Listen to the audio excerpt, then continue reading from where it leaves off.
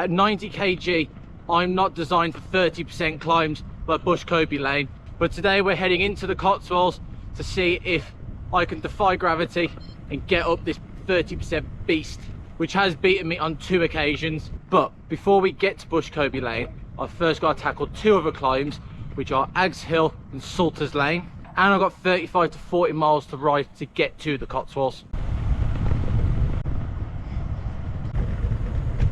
This is also the first big ride of the summer holidays and the first ride of me trying to do cycling content creating full time. And I purposely picked Bushcombe Lane as the first training climb towards in September. I want to try and get up Ford Penleck in one go, and I want to try and get up Bamford Clough in one go. Both crazily steep climbs which I failed on combined, combined 6 times. 4 times I failed to get up Ford Penleck in one go. That was all in one ride. And twice I failed on Bamford Clough. So that's a big target for me. I want to get up those crazy steep climbs in one. With Bushcombe Lane being 30%, ideal training hill for it. So I'm going to be trying to aim and do at least 1 crazy steep climb per week. And also I'm going to do some weight training as well to strengthen the legs up. But I'll have another video on that at some point, explaining how I'm going to do that.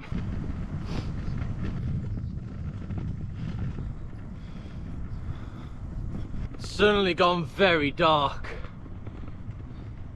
The forecast is saying it's not going to rain, but those clouds are saying otherwise. Fingers crossed it doesn't rain. 30% gradients and a wet road, not a good mix. I have got a rain jacket with me just in case, but it'd be a shame if I have to get that out. Cover up my brand new Leeds United cycling jersey from Football Cycling. Its first outing. I don't want to get the jacket out. I can feel a few spots on my nose now. Ugh. I think I'm gonna have to pull over and put my jacket on. Hope it's not for too long though. I'm not gonna zip it up because it's still quite warm.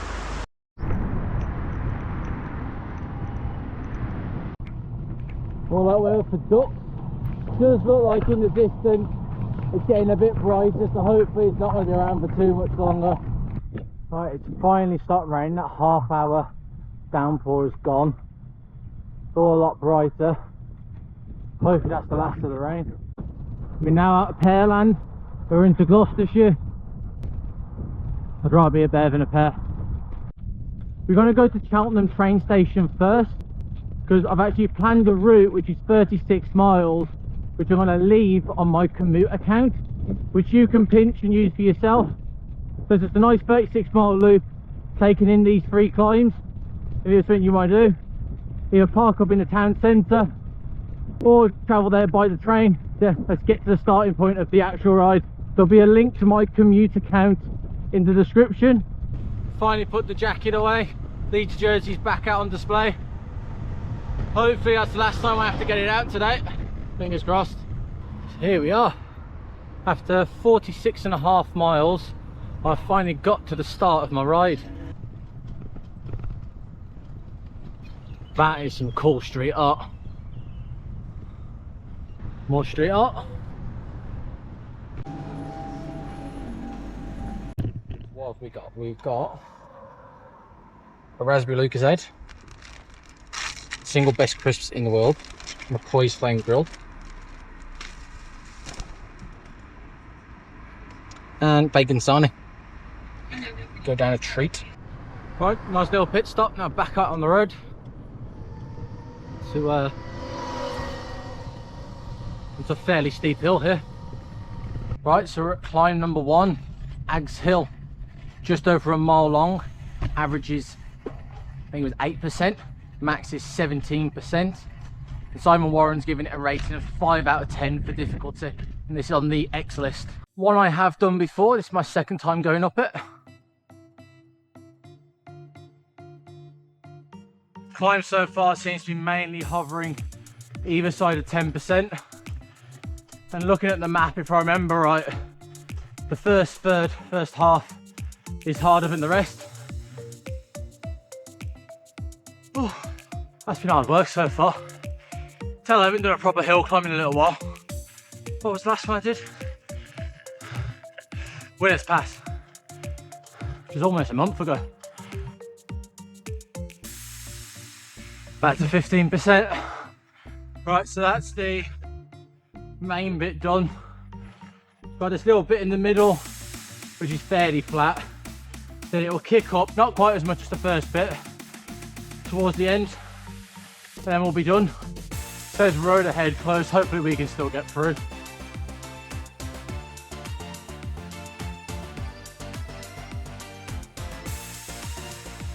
Radiator's hovering around 5% at the minute.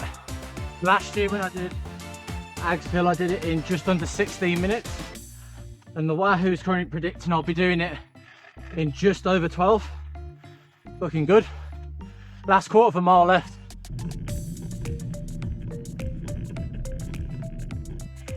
This is a lot better. But last year when I was here, there was holes everywhere. Potholes galore. Been re-tarmacked, it seems. Nice and smooth and lovely.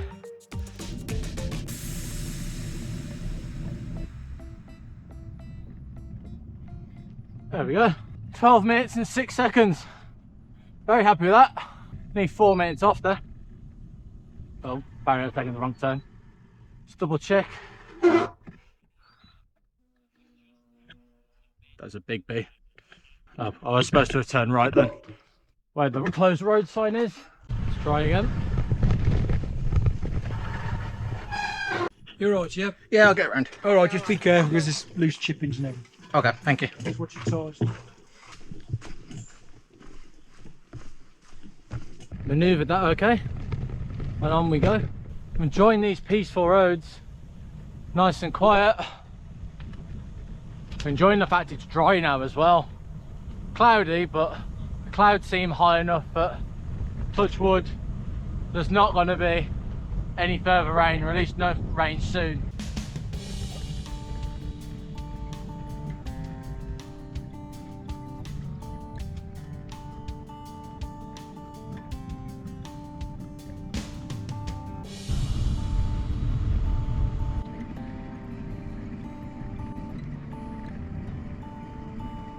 This really has been a lovely route. By far my favourite ride I've done in the Cotswolds. Normally I'm complaining about the Cotswolds being too busy, but not today. It's absolutely lovely. Just a shame there's not a bit of sun on it. Right, we're on Salters Lane now. Not at the start of the climb, that's a bit further down the road. Gonna stop, have a flapjack, change the batteries, and then we'll go up this climb. Right, so we're at the base of Salters Lane here. My favourite climb in the Cotswolds. Just under half a mile long. Average is I think 7%. Max is around 15%. And the reason why it's my favourite, and I love it, every time I'm around here, I always include it. It's just a nice, peaceful, scenic road going through a farmer's field. And normally when I'm here, there's normally loads of sheep just scattered everywhere. And it's just lovely. Like I said, we're officially on the climb yet, but the best bits haven't started yet. They're probably like a quarter of a mile up the road. Get past this cattle grid and gate. Oh, it's a nasty one that is. No sheep at the minute. There was some behind that field. Maybe they're not going to be in this field today. Gradient's just below 10% at the moment.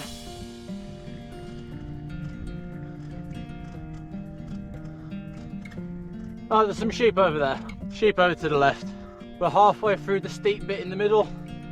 Once we get through the gate at the top on the next cattle grid, we're not at the top, but the steep hard stuff's done.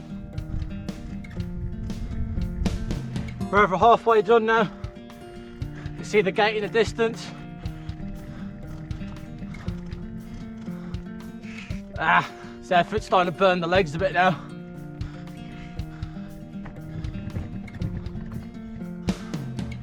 Ooh, half a mile left. Right, we're 11.5 minutes in. My best previous time is 15 minutes dead, and the Wahoo's predicting 15:10. So I need to start putting my foot down before I try and beat that.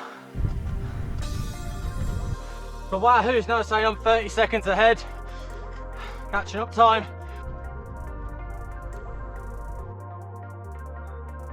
Not a bad view over there as well. 14 minutes. There we go. Done. 14 minutes and 33 seconds. 27 seconds off my previous best. Happy with that. Right, now try and take it as easy as possible. Getting to Bushcombe Lane. And there my best time is 10 minutes 11. Well, I'll try and beat that. Right, let's slowly get there.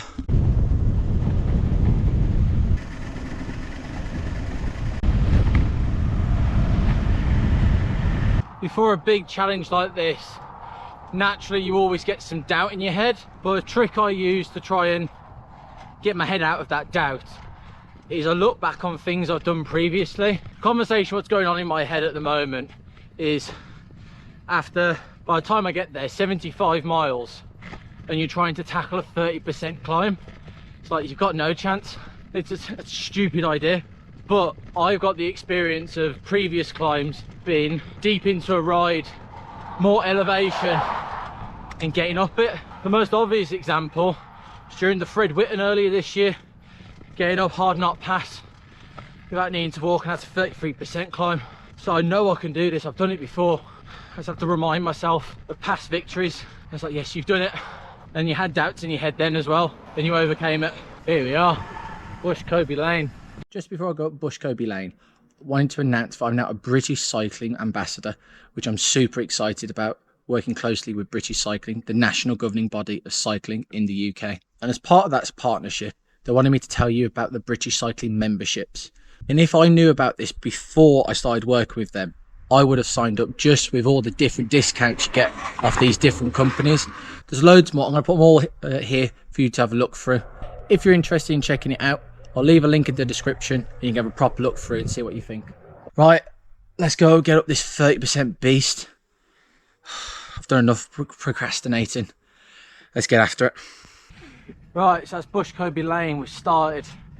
Like I said, my previous best is 10 minutes 11 seconds. Just under a mile long. I can't remember what it averages, but it averages something stupid. Max is 30%. Despite the road sign saying 25%, it is 30% on one of the bends. My tactics to try and beat this time is I'm not going to go crazy until the end. Survive as much as possible, get past the 30% bit, and then after that, whatever's left, just give it my all. Try and catch time up there at the end. Alright, let's just get in the 42 at the back. It's going to be pretty much that all the way. I've been up this climb 3 times. First 3 times, failed. Third time, I got up it. So it's currently 2-1 Bushcombe Lane. If I remember to say it properly then. Someone corrected me that. Looks like the road's dry after the rain we had earlier. So hopefully wheel spin's not going to be a problem.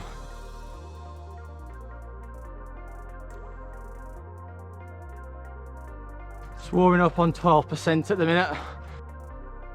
I can see roadwork mountain signs. That's not good. Hopefully I can get past okay. Yep, it's kicking up now.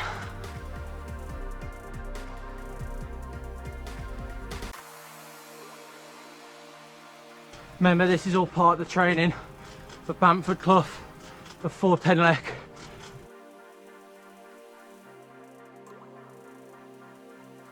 It's around this blind bend. We're at the start of the mad section. Yeah, you can see the Visit England sign. That's when I bend right and it goes vertical. Not if it's not already vertical. I think I can hear a car behind me.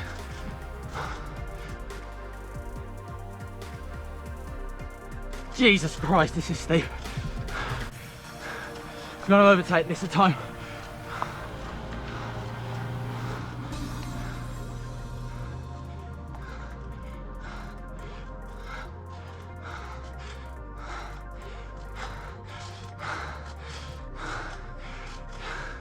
It's going to get steep around that bend.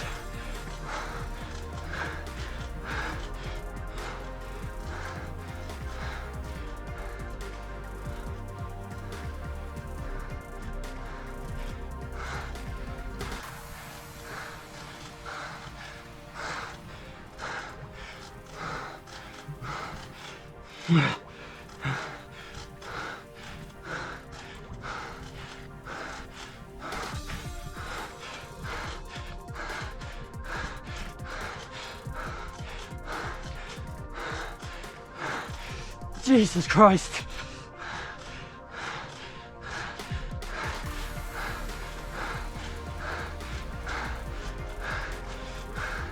Yes, that's a corner I failed on twice.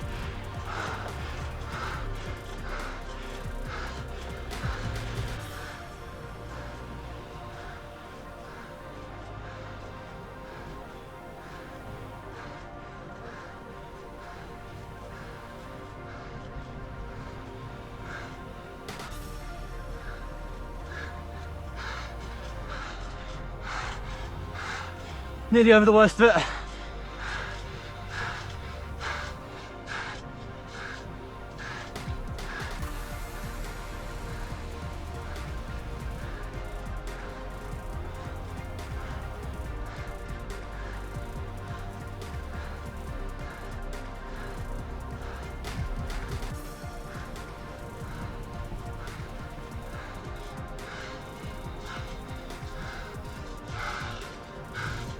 Jesus.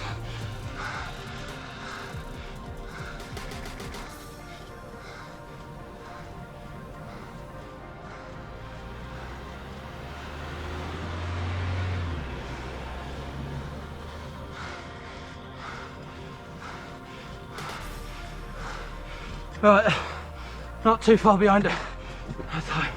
Right, start trying to catch up time. About a third of a mile left.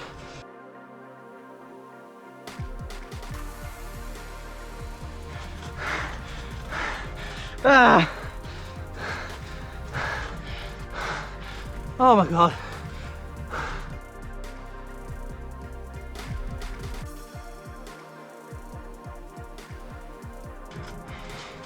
There's one cattle grid. Get to the second cattle grid, is done.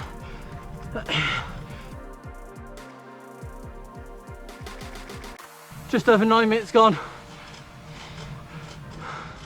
100 feet left.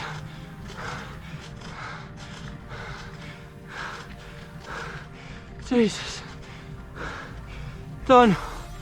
9 minutes, 22 seconds. I never get easier. It's absolutely ridiculous, that climb. Really happy with my time though. I had sub 10 and to go sub 9:30, that's better than I was expecting. Once I properly catch my breath back, I'm going to explain what gearing I use. Because standard road gearing for someone my size on a climb that big, steep, is near on impossible to get up. I've got suitable gearing for stupid gradients like that, which I'll tell you in a minute. Right, so my gearing, I've got a massive cassette at the back. I have an 11/42 10 speed. Having that 42 has been an absolute godsend. It's gone from I was terrified to take on climbs like this and would never try them, to now they're the climbs I look forward to the most, seeing if I can get up them and try and beat previous times. But to work with that, if you look over here, I've got a GRX 46/30 at the front, and having a 30 at the front compared to say a 36 or 34, again, it just makes those climbs so much easier.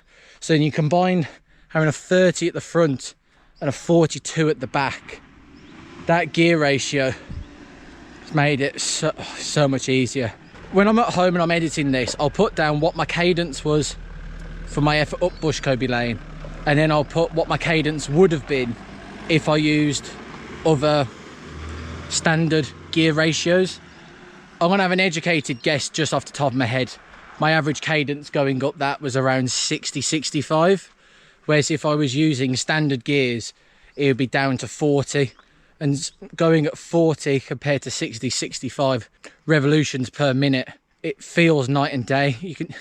It's still hard work, but you're not having to put as much force down the pedals because you've got that higher cadence. The less force is made up with the extra speed of your feet. But yeah, easy gearing. I can't recommend it enough. Whenever anyone asks me what gearing you got, how did you get up that steep climb, it's my gearing. Practice as well, but the gearing makes it accessible for people who aren't stick thin. Right, I'm going to now get back on the bike, start riding off to Cheltenham train station, which will finish off this 36-mile loop, get the train back, collapse and eat my own body weight in food. I'm really happy with that effort, Bushcombe Lane. Not just because I beat the previous time, but I think that's a very good starting point, working towards Bamford Clough and Ford Penlec. Especially for Bamford Clough, I'm going to need a lot more than what I just did there. But yeah, I'm happy with that start. My next big ride, which I'll be vlogging later this week, is a big one, and it's the big one.